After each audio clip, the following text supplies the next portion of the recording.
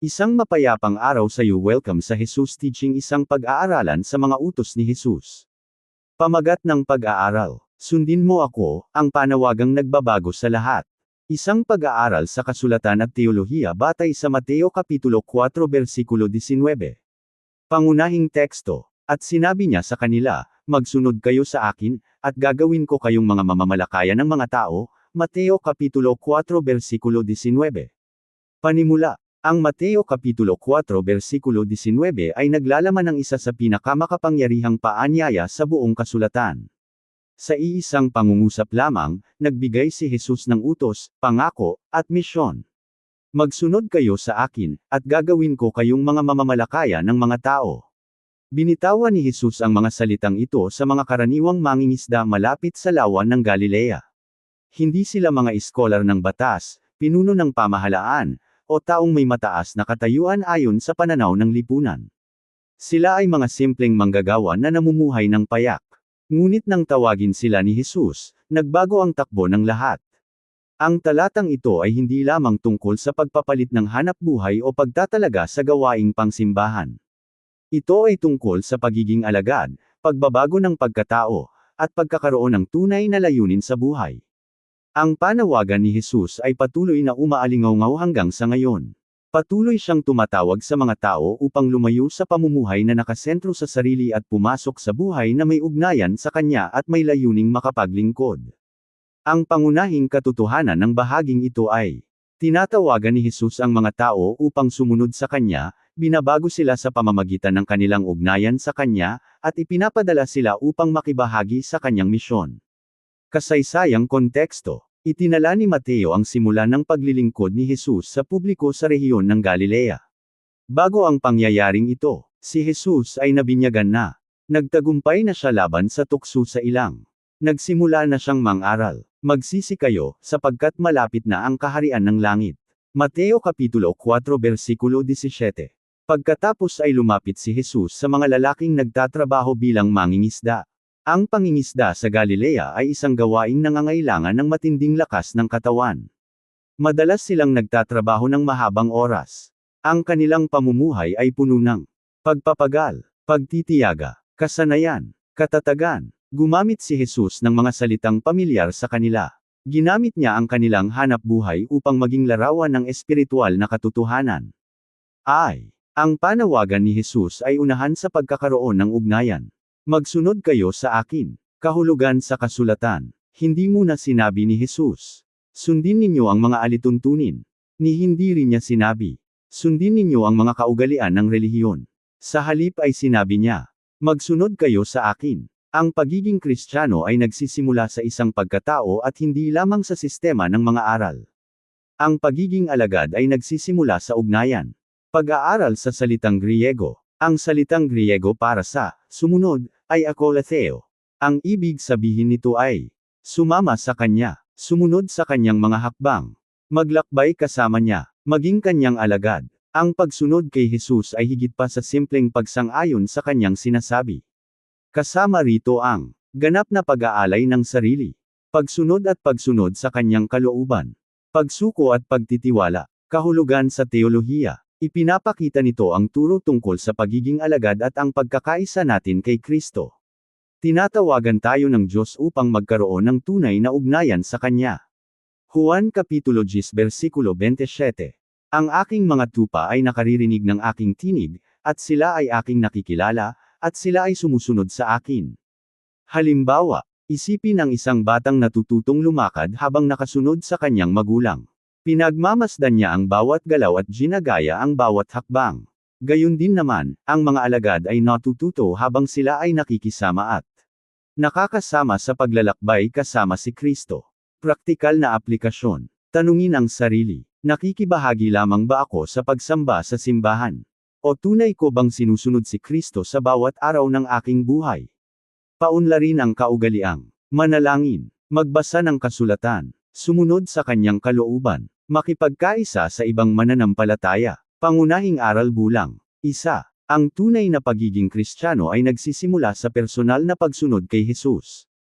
2. Binabago at hinuhubog ni Jesus ang mga sumusunod sa kanya.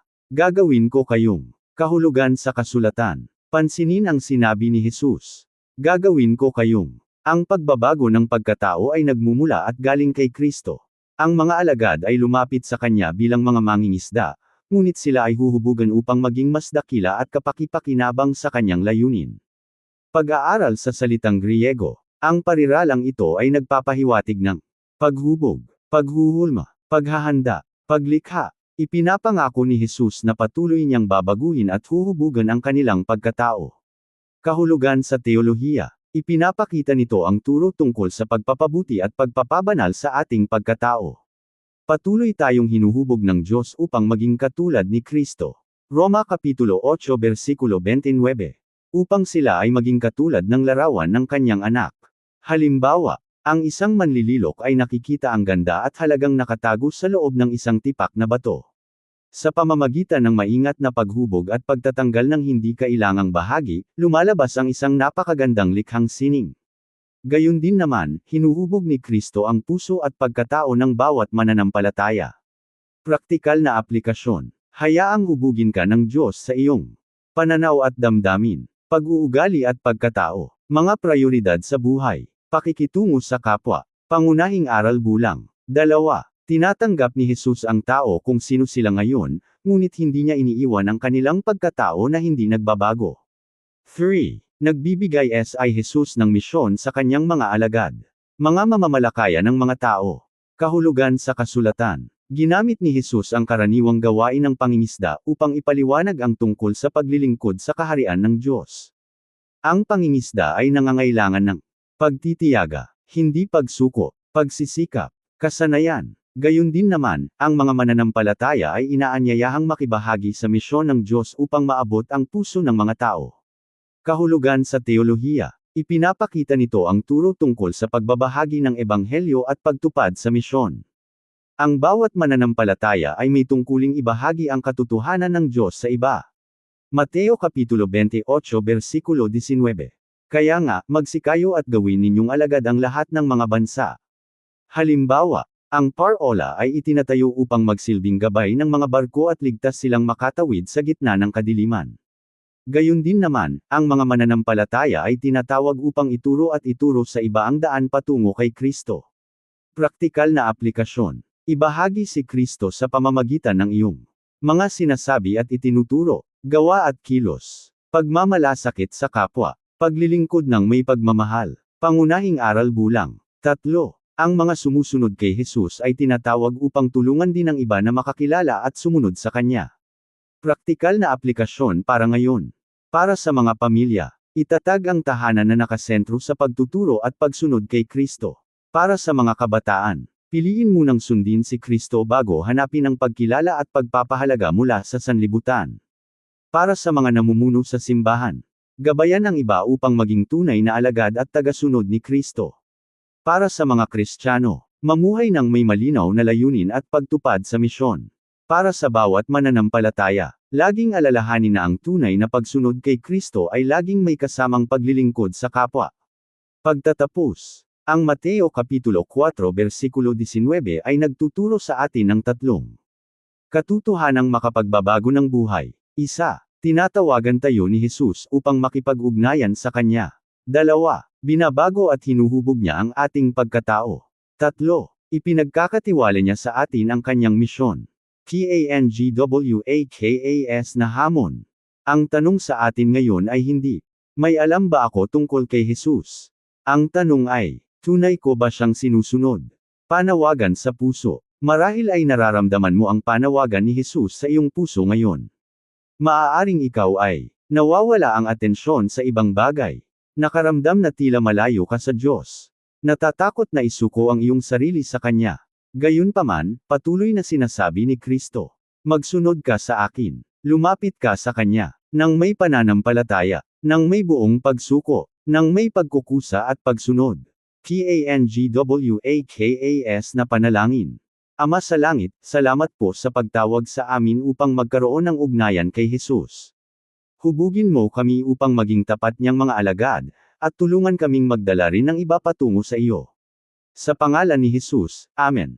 Pangunahing katotohanan. Hindi lamang tinatawagan ni Jesus ang tao upang maniwala sa Kanya, Tinatawagan niya tayong sumunod at maging katulad niya. Amen. Maraming salamat sa pakikinig. Ako si Pastor Jeff Flores, nagsasabing sa Diyos ang lahat ng papuri.